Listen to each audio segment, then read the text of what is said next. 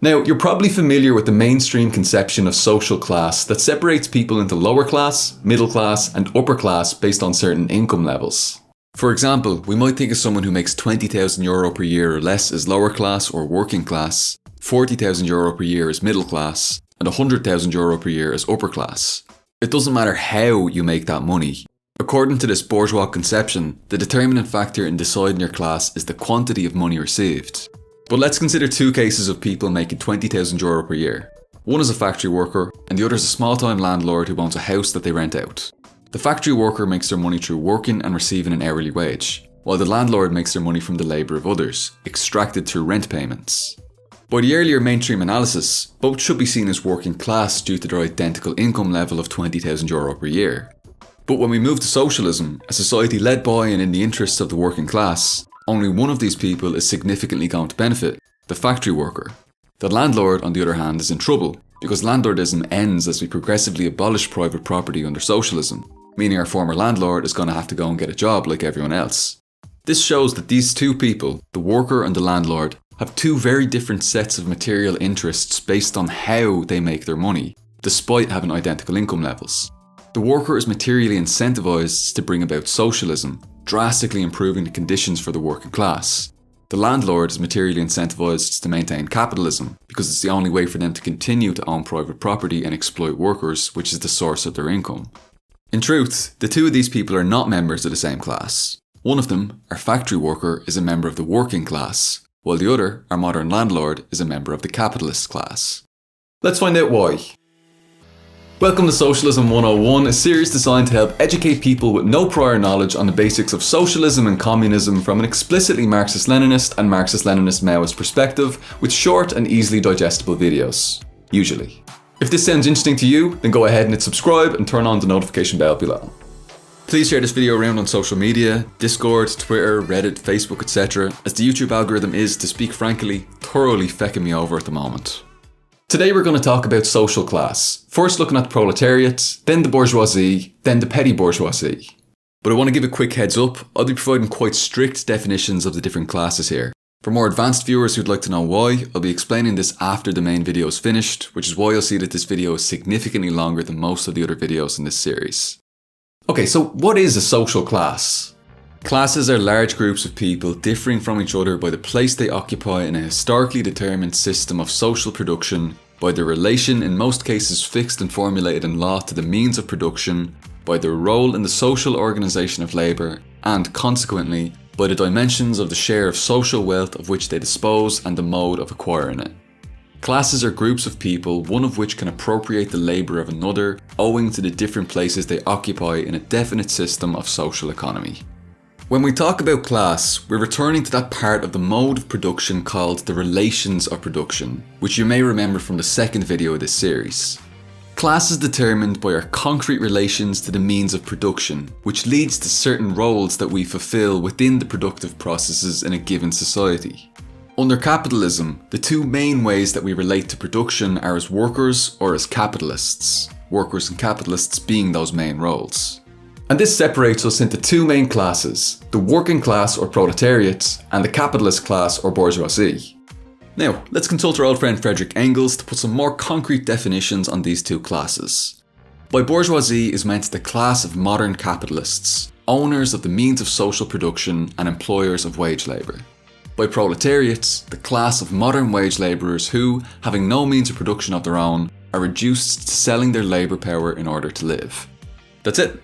If you own the means of production and the main way you make your money is through purchasing other people's labour power through wage labour, then you're bourgeois.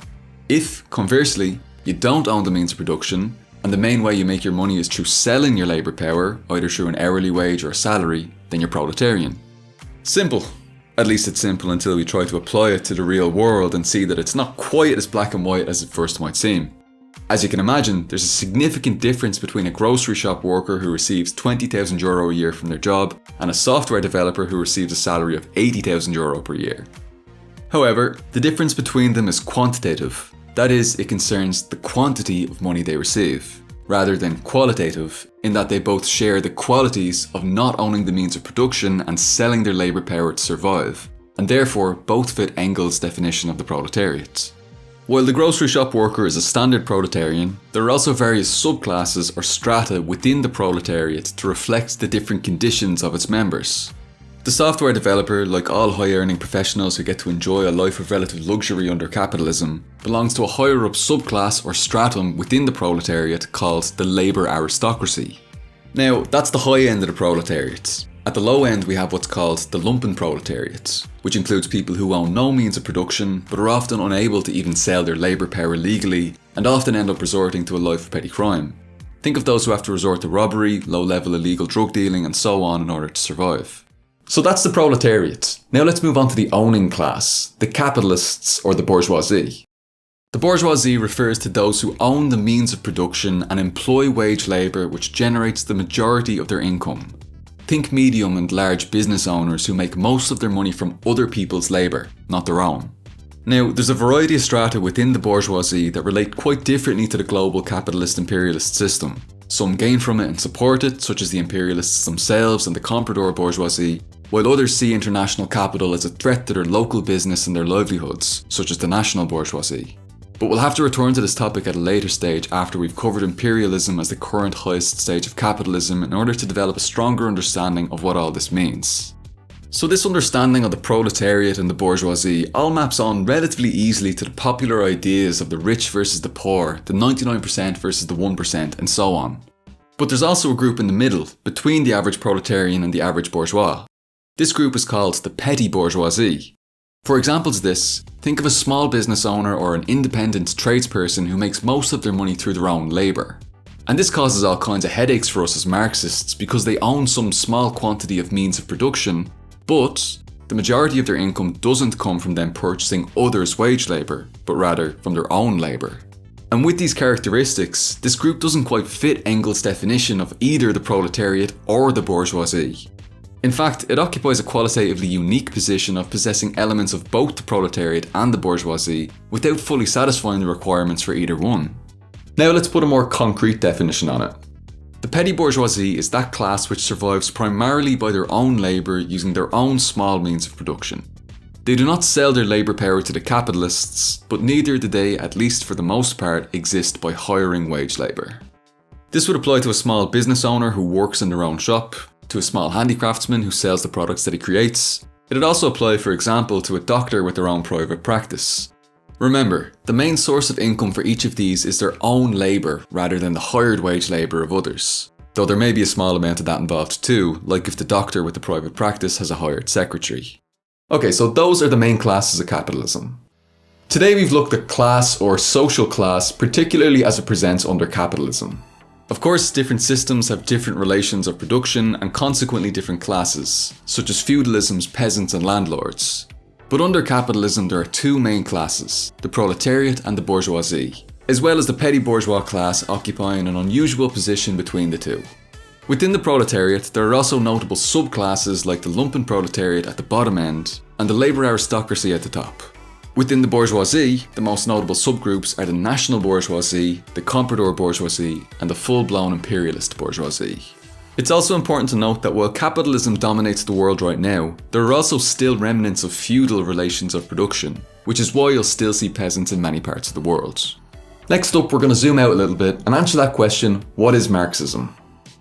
Thank you for watching this video, hopefully you found it useful in one way or another. I am struggling financially at the moment, so if you're able to, then please consider donating €1 or $1 per month over on Patreon or a once-off donation over on Ko-fi. Links in the description box below. Thank you to Rare Hero, Cormac O'Brien, Dan Hunter, Red Corridor Raya, Christian Nabalis, Daniel H, MLM in Practice, Roja, Libertarian Stalinist, Comrade Romano, Jason, Michaela Schmid, Amarius Hex, Ryan Hodgson, Donald Quishleva, Gabriel Bailey, Lapanian, Hugh Jass, The Rhineway Condition, Jess, Ian McShay, Soup, Pontus, Hagen Mitchells, Evan Crossland, and Boraku Gorilla. Cheers everyone, agus slán go fóill. Okay, for those still here, the Beginner's Socialism 101 part's over. From here on out, things are going to get slightly more jargony and a lot less aesthetically focused. But here's some footage of dogs to visually occupy things while I talk anyway, because, well, who doesn't love dogs? I want to quickly address some potential concerns that some may have, specifically around how I use the term petty bourgeois, the lack of discussion of the semi-proletariat, the professional managerial class, and so on and so forth.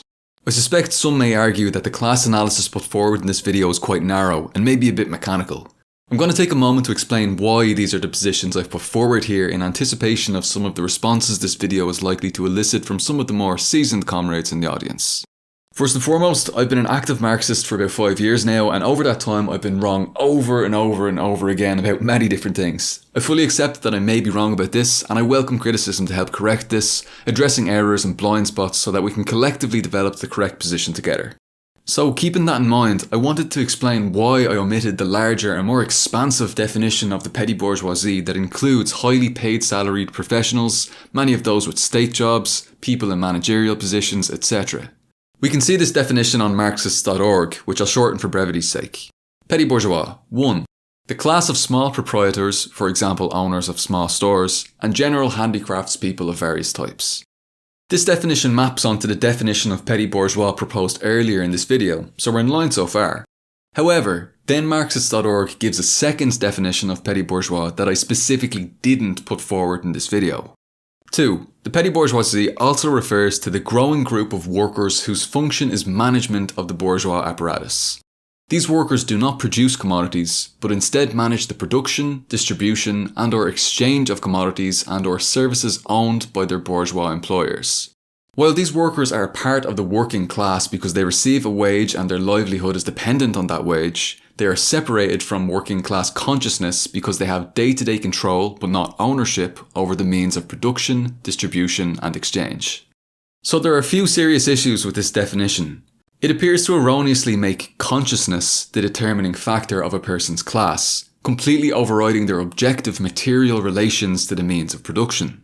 This definition concedes that they are workers and are a part of the working class, but we don't consider them working class because somehow their subjective consciousness separates them from the rest of the proletariat, which stems from the privilege they experience relative to other workers as a result of having some measure of control over the means of production, though not ownership of the means of production. This poses a problem for Marxists as materialists, because this appears to be a philosophically idealist understanding of class. Class here is being determined more by one's thoughts and consciousness rather than their objective material conditions. It places primacy on the ideas rather than on the material. For while the individuals in these positions may be more prone to being ideologically aligned with the bourgeoisie, they are still materially proletarian, as this definition even concedes. And we are materialists, so we have to try our best to begin our analysis with material reality, rather than on one's notions about themselves which may lead to false consciousness. As Scott Harrison says in his essay, Comments on the Term Petty Bourgeoisie, when writing about this very topic, there's blatant confusion between the petty bourgeois ideology of one section of the working class with what actual social class they should be considered to be objectively a part of. The MLM goal, at least, is to define social classes on the basis of the different and distinct relationships that specific groups of people have to the means of production.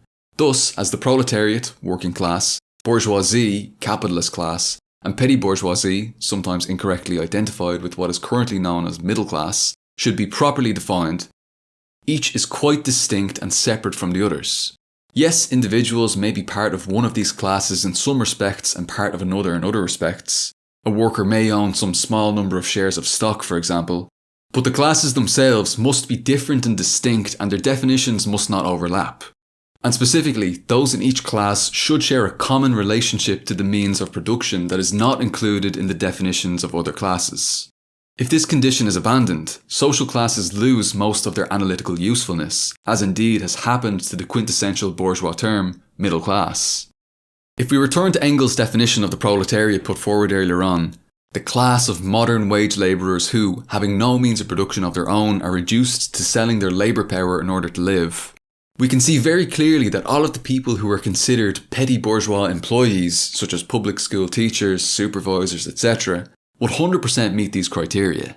They don't own the means of production and they're forced to sell their labour power through wage labour in order to survive. Conversely, they don't have anything to do with the definition of the bourgeoisie as the class of modern capitalists, owners of the means of social production and employers of wage labour. They're none of those things.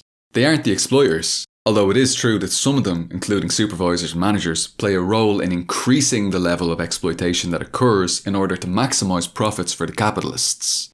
So, I argue that we need to have a clear and concrete definition of classes that's rooted primarily in material reality.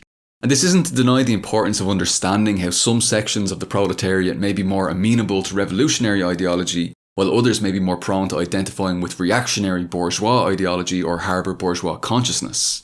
We absolutely need to study all of these phenomena in great depth. But our analysis must always, as materialists, be primarily rooted in material reality. And as such, our analysis must begin with one's objective material conditions, one's concrete relations to the means of production. And from there, we can build on that and develop a deeper understanding of false consciousness and how bourgeois ideology has penetrated many strata of the proletariat. But as materialists, we need to be able to clearly delineate between people's ideologies and consciousness on one hand, and their objective class position based materially on their relations to the means of production on the other. I want to take a moment to say that this question of whether or not these workers are part of the proletariat is of great importance to us as socialists. Under the transition period of socialism, under the dictatorship of the proletariat, one of our main tasks is to abolish the bourgeoisie, to assimilate them to the proletariat. As everyone is then proletarian, there's no longer class distinction, and the proletariat thus abolishes itself as we reach the classless society of communism. Now, under the socialist transition period, categorising teachers and doctors and other professionals as bourgeois or petty bourgeois causes us an immediate problem, because our task as the dictatorship of the proletariat would then be to abolish them with the rest of the bourgeoisie and the petty bourgeoisie. As we can imagine when we think this through to the socialist transition period, it's quite detrimental to the development of socialism to identify them as bourgeois or petty bourgeois. Simply put, using one concrete example, we need doctors. We most definitely should not be trying to abolish them. Now, regarding the so-called professional managerial class, or PMC, I made a video about this some time back laying out many of the problems that have been discussed here, namely that it's just not a class from a Marxist materialist perspective, while still accepting that we do need to understand the unique features of these groupings as part of the proletariat. As for the semi-proletariat, I don't see the necessity of this term.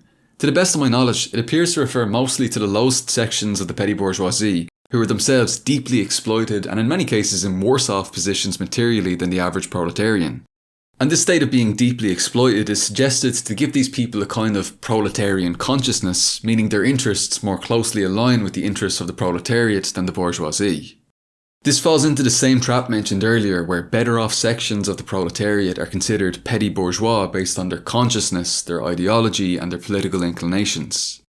And, though in reverse this time, this still gives primacy to ideas and consciousness over material reality. This group is objectively petty bourgeois in that they, to return to the earlier definition, survive primarily on their own labour, using their own small means of production. They don't sell their labour power to the capitalists, nor do they exist for the most part by hiring wage labour. Nonetheless, they are extremely exploited and oppressed in various ways. I would therefore suggest that it's better that we can clearly delineate their objective position as part of the petty bourgeoisie, while also acknowledging that they are extremely likely to have what we might call proletarian consciousness, and are consequently very likely to be allies to the proletarian revolution. Okay, so those are my positions right now. Hopefully that explains my thinking a bit and helps to clarify why I left these categorisations out of the initial Socialism 101 part of this video. However, and this is really important, people far smarter and more well-read than me do sometimes use these more expansive categorisations. People who are actual authority figures in the international communist movement. Mao, for example, can be seen referring to the semi-proletariat in analysis of the classes in Chinese society. In the same text, he also calls primary and secondary school teachers petty bourgeois. You can see that he uses a more expansive definition of petty bourgeois than I used in the initial video here. So the comrades who argue in favour of this expanded definition will find plenty of justification for doing so among the greats. However, warning, hot take coming here, the fact that one of the great communists said this doesn't necessarily make it objectively true for us as scientific socialists. To claim that it does would be to treat these figures theologically, and would certainly be falling into the trap of dogmatic book worship. So, in that spirit, we should be open to respectfully disagreeing with these figures if we ever feel they're incorrect, or, perhaps, if their analysis was correct for the particular time and context in which they were writing, but is no longer true or applicable to the modern world. Scott Harrison's essay touches on this a bit more, so I'd strongly recommend if comrades are interested in the arguments that I've been putting forward in the latter section of this video, then they should absolutely read that essay and engage with it more there. Again, before we wrap up, I want to stress that I may be wrong about all this. It may be the case that in a few months or a year, comrades will help me to realise the errors in this analysis, in which case I'll make a part 2 to this video correcting those mistakes. I want to give a massive thanks to MLM in Practice for talking me through this conversation in depth, offering that alternative, expansive perspective. I suspect this fantastic comrade will at some stage make a Paul Marin is wrong about class video to rival the mighty work of Premier Lyles, and I very much look forward to continuing the conversation on this topic and developing a clear analysis collectively. I also want to thank Roymere, Vuchko and the Peace Report for sending on materials which have helped to expand my understanding of this topic, whether or not we've necessarily come to the same conclusions on it. I especially welcome all of your contributions and criticisms of this video. Thank you very much, comrades. Cheers everyone, agus slán go fóill.